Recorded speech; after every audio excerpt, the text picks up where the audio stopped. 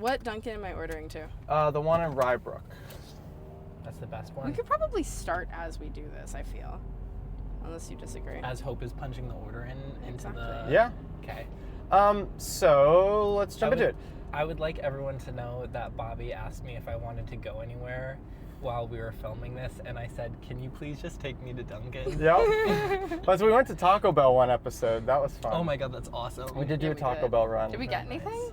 Yeah, we did. We got drinks. Oh, was that where we like sat in the dark for a hot minute? Yeah, and then it looked really bad. Yeah, it was great. It was awesome. These cameras are not good, and these ones in particular are not great in low light. So there are 2 Dunkins in Rybrook. Oh, can I see? Yeah. Are you talking about the one next to the Acme, Bobby? In that little strip mall? Yeah. Yeah. But yeah, so anyway, let's start the thing. Hi everybody, welcome to episode 4 of Lights, Camera, Carpool. We have a guest with us today. Which one should I? This is your camera, this is the 2, and then Okay. this is mine. Guys, there's like 4 GoPros in this camera right now, and it's actually like really overwhelming because I'm not sure which one to be looking at. Yeah, but you'll forget in like 5 minutes. Okay, Yeah, it'll be fine. Okay, great. Yeah. Because they're teensy. So we have with us today a very special guest and dear friend of mine, Jamie Simiele, who you're a pretty good director, I would say, by most metrics. Thank you. Your films have gotten into a couple of film festivals. Yeah. Pretty accomplished. Yeah. So yeah, welcome. We didn't. And this is our co-host. Oh. Hi, I'm Hope. I'm here. Please welcome Hope to this show. Hope doesn't like to do the intro. No, she doesn't. I No. think it's weird. She doesn't. It's just weird to start. I like saying Camera Carpool podcast. Do you want to do the thing that we did? Okay, ready? I just ready? like the name. Hi everybody. Welcome to Lights Camera Carpool. Woo. Oh wait, we should have made Jamie do that with us. No, Why? no. You I'll don't wanna stay. say one of them? No, guys, that's your bet. Oh right. Okay, I'll be okay, right okay. here. We can use that. That's fine. So yeah, before we jump into like talking about movies and stuff? I would love to double check this Dunkin' order. Yeah, I was about to say, let's double check the Dunkin' order. so- In this episode, we're going to be talking about, Hope and I did an episode on process where we talked about ours, how we sort of move into a project. So that's going to be sort of the through line of today's episode, is we're going to talk to Jamie about his creative process and talk about some of the films that you've made in the last couple of years. A couple of them have done quite well on the festival circuit, from my understanding. At least Pansies has, right? It's gotten into a couple Well, so festivals. did the other one that we watched, And Icarus, right. Icarus. Icarus got into. Was on Shorted, which was just like a website that selects short films that people submit and like display them. Like they pick one like every day that goes through, which is a really cool little thing. So it's. Wait, explain that again. I'm so confused. it's this website where like people, and from what I've gathered, like people sort of will submit to it towards the end of their festival cycle, where it's like a website that picks a short film like every day. And so there's like short films of the day, short films of the month, and they like will pick just kind of them. feature. Yes. Yep. Oh, that's cool. So That's it's this like cool. really cool little website where everyone What's it called? like it's called Shorted. And there's a few websites like that, but basically like you can submit to it and it'll just sort of highlight where your film is at. So I submitted an exercise of mine from sophomore year to that. And so it was just a really cool little spot to like for the first time be like, oh, a short that I made is like on display somewhere. Cool. And it was an exercise, right? Yeah. Yes. Yep. That was We're really good at. We were supposed to like take it easy peasy, and Jamie like. Well, that was just sort of a thing that was happening. They were exercises, and for some reason, everyone was like making short films, like so many short films. Yeah. Sophomore year of our film program, Jamie also goes to SUNY Purchase in the film program. Sophomore year is quite intense. We have to make like 6 exercises between doc and narrative in our sophomore year. Yeah. Icarus was number 2 in narrative. Yeah. Right? That was the second one. And Jamie decided to crank it to 11 and make basically what effectively could also have been a sophomore narrative film, in my opinion. Our professor at the time, like when I wrote that script and I asked her about it, was like, you could just hold on to this till next semester and like shoot this as your film. And I was like, no, I'm not going to do that. Yeah. I have like maybe a dumb question. Can you explain like the exercise that it was for? Yeah, so this was actually like, this is an exercise that like I still sort of cling to when it comes to directing scenes and like writing a script, and it was called the like coming together, growing apart. And so this was an exercise just on like drama in a narrative and how thinking about like how dynamics and relationships change between people within a scene, right? Like what is your homework and your job as a director to show up and be thinking about like the relationship between body and camera in a scene as two characters progress through a scene together. And that exercise, like you just said, that seems to, and I know for me as well in directing and when I work on my films now, like that has sort of become the place that I come back to. Yeah, I think that is an exercise that like for me, that became something else as well. Like there's so many ways to go about thinking about that. For me, I really have a hard time. I have a hard time with cameras on my camera being on a tripod. I really like my camera being handheld, and so something about that exercise, it was the first shoot I went fully handheld on, and all of a sudden it was like, oh, instead of like thinking about what the camera having to like restrain an actor to like standing in a space a specific way, to me it became about like how does dynamic change between people as their bodies come into contact in a space and sort of move between each other. I think that for me was something that like translated really strongly when I was working on my junior film, Pansies, because it was so much about like two closeted gay boys in America. And so contact is drama, like touch is drama between the two of them. So for me, the coming together was like, what does it look like for two people to enter a space together, come into contact, and how does their relationship change because of that? Yeah. So that was an assignment. That's an assignment that for me, like, it is an approach. I'm still going to it, and also at the same time, I'm sort of like, okay, what else is there to do? Like, it's such a great starting point, and now as a filmmaker, I'm like, okay, how else can this be like utilized? When I was I totally see that, and then because we watched Icarus and Pansies back to back, so I totally completely see that in both.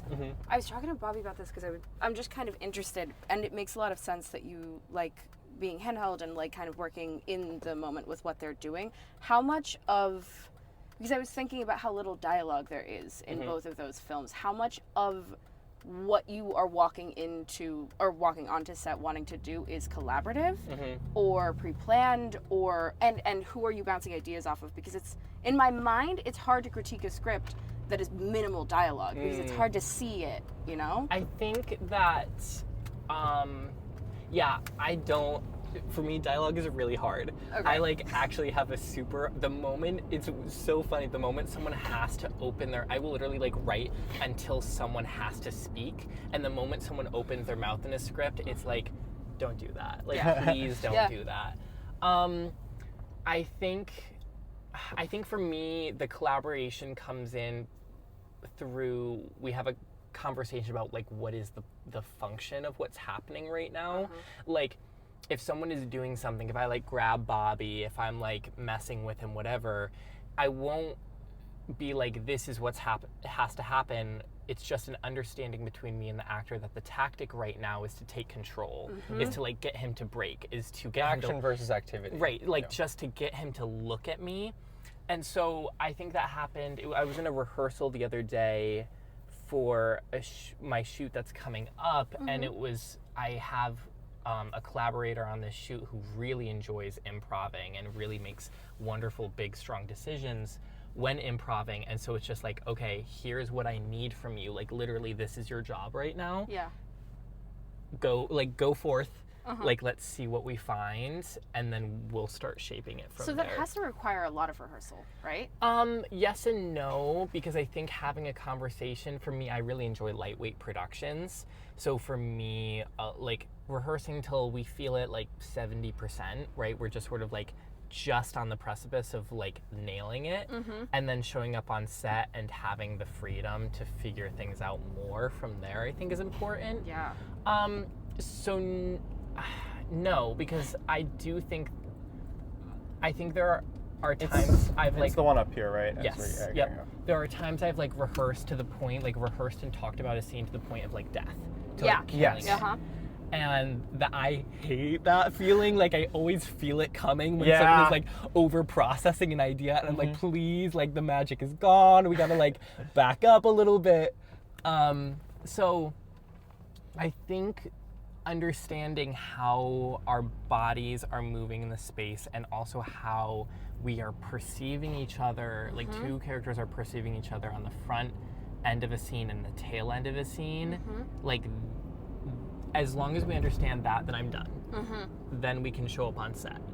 It was interesting, we were talking about this on the last episode, like the balance you have to strike when you're directing of being grounded enough in your script and what your story is to, you both have to be prepared for things and like planned things, like you have to have a shot list and your shooting schedule and all of that sort of thing. You have to have your floor plans, your blocking, you have to know all of that, but you have to leave enough room to make decisions on the fly and play. Yeah. And I think it's like balancing that. And I think that is something that, like, for me, when I'm like in pre-pro and we're coming up to a shoot, the thought that sort of like keeps coming up is always like function over prescription, right? So it's like we're student filmmakers. Like something's going to go wrong. Yeah. That is just like, we're poor, we have no money and no time.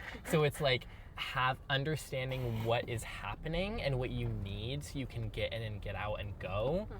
That is, for me, the job of rehearsal and shot listing as well. Because I don't know, like I love working with DPs as well. It's so interesting because when a camera is handheld and bodies are moving so much in a space, the DP also has to be involved with the actor. Yeah, totally. And so it kind of becomes like you feel it. Like I was shooting something with my DP for this shoot that's coming up the other day, and we were shooting like mainly close up, which is how I love shooting things. And then we took a step back and got a wide, and we like rolled it, did the take, and then hit cut. And her and I looked at each other and it was like, we're not using that. that's not in the cut. Yeah. So yeah, just I think. Do you work with the same DP like consistently? No, actually, I've worked with a different DP on every film. Oh. Is there something though that you look for specifically in your DP? I think it's like I actually am like so not a camera person. It's something I'm like trying to get better about, but as a director, there's actually been a little bit more freedom in like not being too close to camera. So what are you, that confuses me entirely, because I feel like, at least having watched your films, in my mind, all of your scripts are like I'm picturing you picturing things. Yes, but I think it's kind of like when. Is our Dunkin' order ready, do you think? Yes. I'm probably gonna run in. Yeah, go for it. Yeah. Okay, do we wait for you? No, y'all can keep the app. Okay. Bobby's gonna go get Dunkin' now. Yeah, get you Bobby's guys gonna Dunkin'. leave. I think that I think what's really nice, because when you're watching a film, when you. What's the order number? Where? I'll send you a screenshot. And it should I'm also. leaving my phone here because Jamie's rolling, so just tell me what it is. 039. 039? Do you know when you're like watching a film and there's a shot in it that's like kind of really impressive, and it's sort of like it's doing something crazy where it's like the camera's moving a specific way, or we move through a mirror? Like, I think for me, camera should almost be operating like like the narrative is a documentary. And so thinking about the camera and the scene, all like, yes, I'm writing and I'm thinking about details and where the camera is, but that's all action, right? So I'm just sort of writing, like, again, it goes back to function. I'm just sort of like, we see this and we see this, and it's like the math equation is forming this idea in the scene. Damn. Holy shit, that was so fast.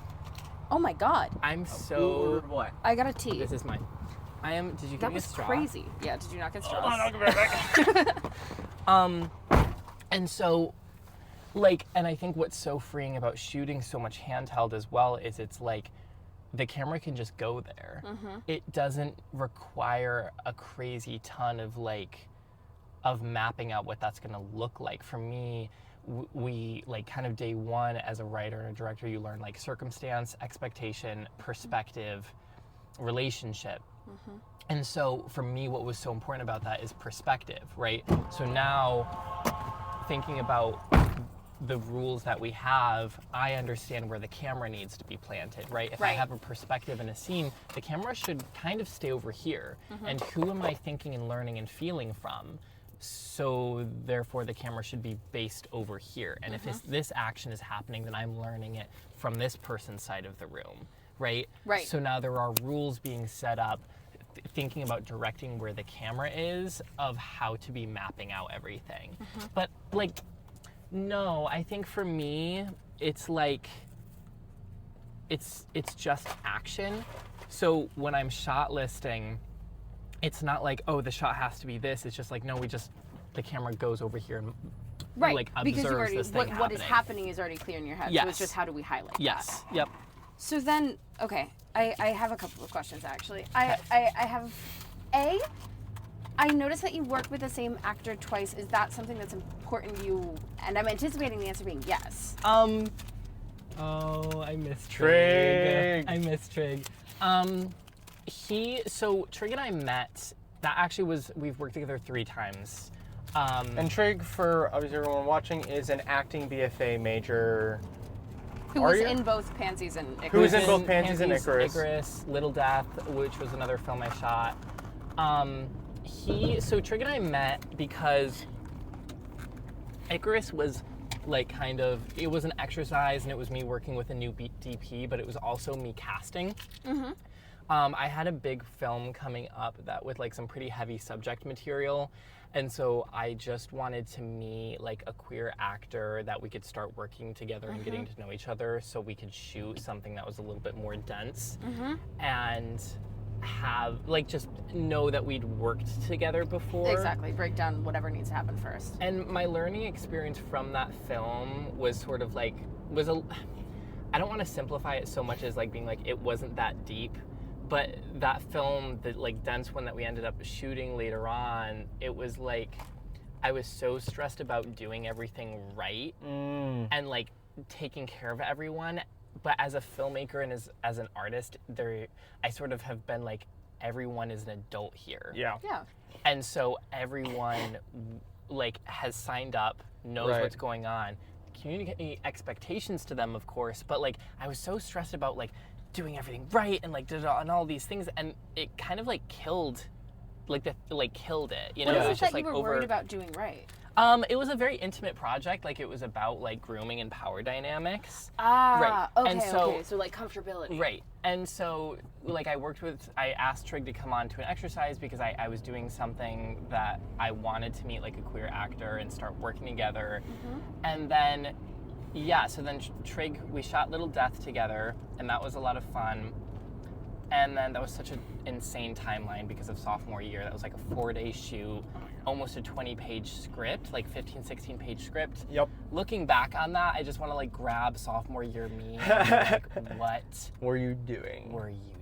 But it's important. I feel like the experimentation is important. That's the point of college. And I learned so much, and I also learned so much about like what I don't need in a film. And so I just look back on like that experience and like making that film, and I'm just sort of like, yeah, it was a lot of fun. You know, you said this to me once last year about my film last year. It's like, you can see the scenes where I'm loving the movie. Like as we were going through cuts, you were like, I can see the scenes where you're loving what you're doing. And then the scenes where you're not. And it's so interesting though, because like that is so, what Bobby's talking about is like my favorite thing as like in critique, when like you can tell a filmmaker was excited and it was like, oh, this is why I started writing the script, because you can just like feel it, like the drama is there, the relationship's alive, things are happening, the camera is like so precise.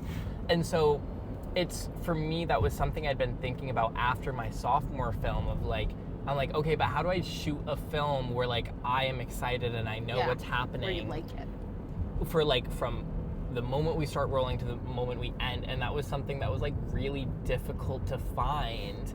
And it was like, do you think you found that with Pansies? I think so. It kind of became a matter of like, what is the drama? Like, what is happening? How do we keep moving? Because you can feel lulls is the thing. Like watching dailies, you can watch when you can see the exact moment an actor is sort of like, I don't know where else to go from here. Like I don't have another tactic to move on to. So then it's like, okay, the other person, like you need to bring them back in. Yeah. There's this like shape that I think about when I'm directing where it's like you have two people and they're like this, right? They're just sort of like moving together, and someone always needs to be getting in the way of the other person. That's a really cool way of thinking about it. And if that's not happening, then like there's nothing really going on with the scene. Yeah. And so like, yeah, it becomes like really, it's not brutal, but being very direct of like, okay, there's a lull here, cut that, move on to the next idea, like as quickly as possible. And this is that happens in like every stage of a script. That's what I was gonna say. Is that something that you always feel on set, or you feel when you're watching it back and then you have to edit around it? It happens like in every stage of a film. So like you can be writing and it's just sort of like, again, it's that change in dynamic thing. For me, it's like, okay, the moment this dynamic changes or the question happens of a scene, like you need to get out, right? And then move on to the next thing. So that's what happens in the script stage. And then you're on set and it's like, that line isn't working. Like something is not right with how with the actor is understanding it, or it's not in the drama. So it's like, cut the line or change it. Usually like I end up cutting it because there's no need for it. And then in the edit, it's just like, you can feel it in a shot. Like when is a shot over? You can just feel the action die out, and it's like, okay, great, this is the exact moment. I can like cut and move on to the next thing. So for first-time filmmakers that may or may not be watching this, or like seeing a clip on TikTok, what is when you're figuring out when to get out of the moment, yes, you kind of feel it, but what is the thing that keeps you anchored in knowing when the moment's over and knowing when to cut the heads or the tails of a scene? Both in the script, but then in the editing process as well. I think it has to do with like both tactics and like perception.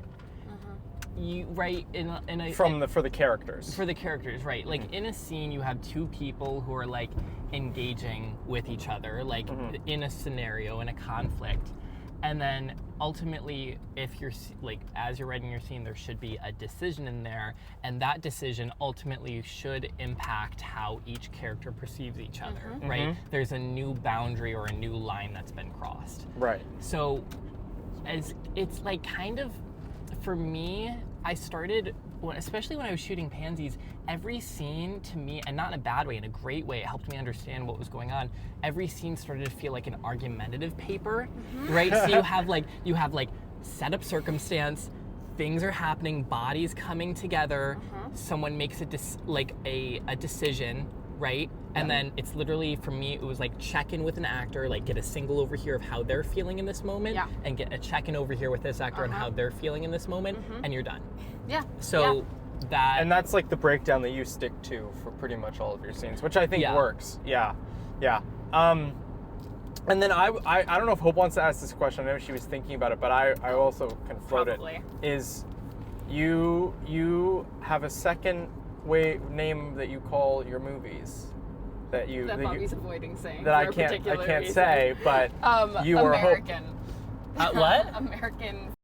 Yeah, you can say it. I'll just bleep it. I'll bleep it. I'll bleep it. It's fine. We curse anyway, and then I bleep it. But yes, Hope was curious about the American. I was so excited. Well, mostly because I had heard that so much, and then I had heard what you are referring to, the film you're working on right now, as The American Pervert. Yeah. And then I actually watched Pansies, and then I saw it. So I'm very interested in The American Pervert too. So for me, Pansies, Pansies was The American Pervert. For me, I'd really been thinking about the idea of why I feel like every gay man in America sort of has a first love experience that they always describe as an act of violence. Like, it's always just like, and also every coming out story, there's always some physical aspect of it. And also there's this weird thing going on where like so many American young coming of age gay stories are just about like beautiful white boys. And so it's just white boys who like end up doing some like horrific violent thing. And so it's sort of like this, the American for me was this idea of like boys in a bubble, like little perfect angels who are literally this American icon, like this piece of American iconography of like this like patriarchal figure like coming of age and growing up, and then is interrupted by his secret coming out into the world.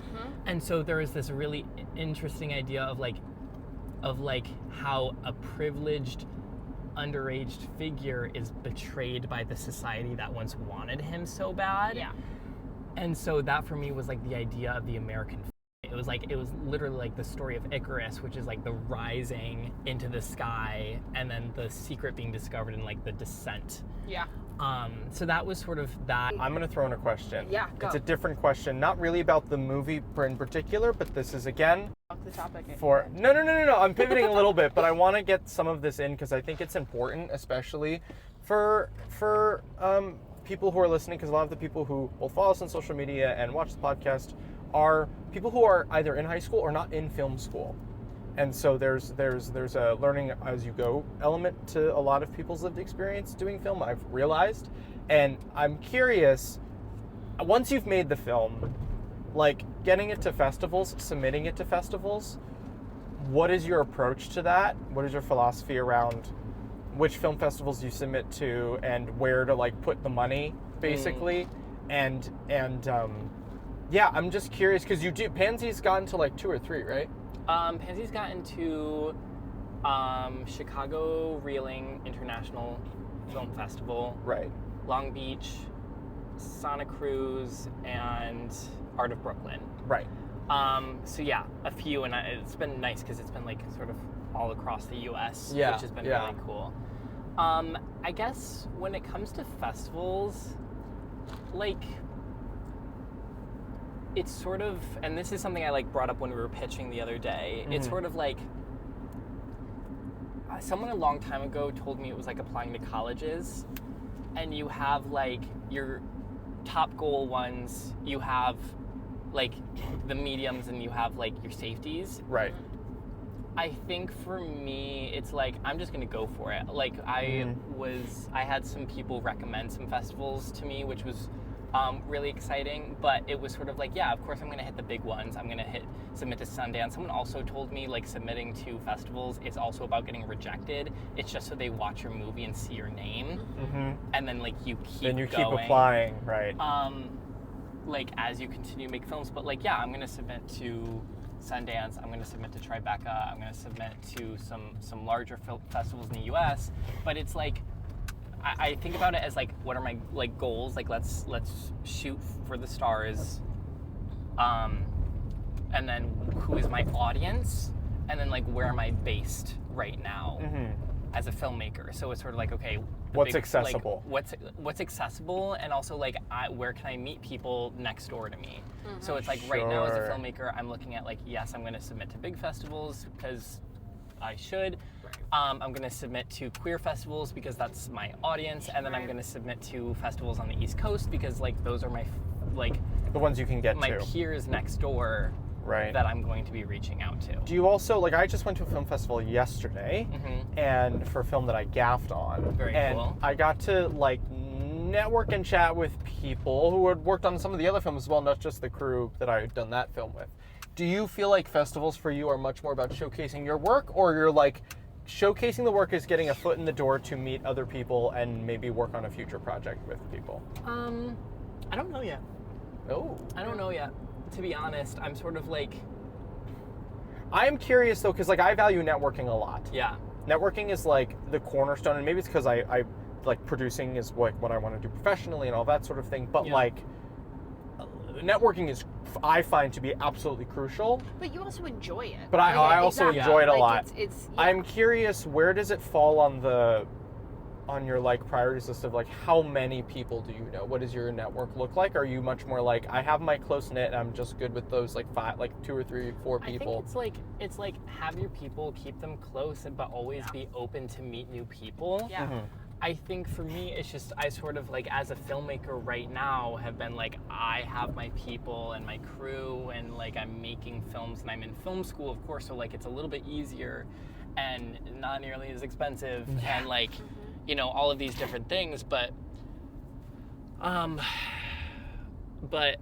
don't know, just like make movies, get them to places, and meet people. Right. Like, that's kind of the deal. I'm going to end on one last question. Yeah, go for it. Because we're running out of time. But to all of the, like, what is your, a lot of people on the comments of a lot of TikToks, like we do like a lot of TikToks, are like, okay, just go make your movie. People are like, how the hell do I do that? Like, I don't even know where to start. When you made your first movie here, I made my first movie, it was very scary. It was very scary. It felt monumental. Yeah. What was your process in just like jumping in and doing it? And what would your advice be to a filmmaker, even someone who's not in film school, about like going in and making their first film and like what to prioritize? Well, I don't know what to consider my first film because I've made so many things for different like film classes. Yeah. Start with something small. Like if you want to make it like narrative, make a little thing about someone discovering a secret. You know, just like shoot something small. Yeah. Try things out. Don't write any dialogue because everyone wants to write a monologue in their first script for some reason. So it's just tell a story without speaking, or like learn about someone. Yeah. I think it's just sort of like pick up a camera and observe. And ask a lot of questions. Like, I don't have great advice for this. No, because, that is great advice. It's like, Yeah, exactly. frankly, it's like I showed up and I was like, let me do all the biggest possible things I can do. Right. Like, and it was. I guess so. What would you have told your freshman self? It's just do something small. Do something small. Like, I think that's really valuable though, because like Hope and I, when we go back and we work with these high school students, they always want to like make movies about superheroes. Yeah, it's and a it's lot like of about Yes. walking it down and into a contained thing. It's like if as a filmmaker, as a writer director, it's like I want to make a feature. Yeah. And I like filmmaking requires money. Yeah. And protecting yourself in the resources you have available. So it's just like write something small. If you like, we can't afford to make movies about like big expensive things, and so we write about the people and the experiences we've known and have gone through. Yeah. So just start Just doing do that. that. Yeah. And it's like if you like keep it small, contained, so that you can do it, you'll get you'll do it, and you'll probably do it better than you could have done a bigger thing anyway. And then you also like begin to build up the confidence to do bigger and bigger things as time goes on. I do want to. I know that we have to go for time, but I really want to add to this. Because you were talking. You're about the one who's like trying super to, pressed I know. for time, It's so fine. You were talking about like finding a way to love it the whole time. How do you do that when you're doing something? Oh, I think girl, that specifically girl, I is don't know. hard. I don't have the answer to that question for you. I don't have the answer to that question for you. It's like, it's just, you have to like let go, like really, and okay, and I'm saying this because I am still learning how to do it. Yeah, So, that's what. No, that's it the is. whole point. But Yeah. It's just sort of like, you can feel when you're trying to get somewhere, and you can feel when you're like asking questions about something, and so it's just like let it live. Yeah. And see what happens, I think. And also just like cut the bullshit. Like I feel like that is also, as a filmmaker and you're writing a script and you're trying to get somewhere, but it's like, oh, the action is happening here, the drama is happening here. Literally get rid of everything else. Yeah. Like cut everything else until you're like, the script is as small as it can possibly be. Yeah. Because once you've done that, you've literally narrowed everything down to the essential action of what's happening. Yeah. Hey. But That was kind of awesome. No, that's hey beautiful. guys. Yeah. That was awesome. Yeah. You have to go. I have to go. Okay, is this an This okay is place fine. to- Do we okay. need to say goodbye or anything? Yeah, we should say goodbye. I'm pretty sure that camera died, but we've got the 2 shots, so it'll be fine. Okay. Hope and I will see you guys in 2 weeks. We will probably have another guest on.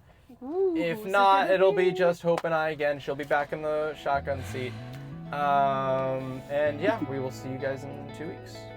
Bye, guys. Bye. Okay, let me take my lab off. yeah, and take then your lab like, off. book it. And then That was actually really good. That I was so not much just saying that for the fun, podcast. guys. Yeah.